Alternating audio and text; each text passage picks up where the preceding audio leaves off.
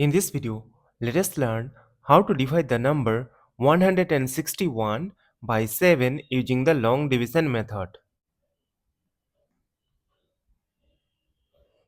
We know that 1 is less than 7, that is why we will consider the number 16. From the multiplication table of 7, we know that 7 times 2 is 14. Subtract, we get 2. Now see that these 2 is less than 7. That is why we will bring down this number 1 here. And again we know that 7 times 3 is 21. Subtract, we get a 0.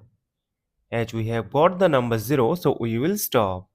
Therefore, 161 divided by 7 is equal to 23.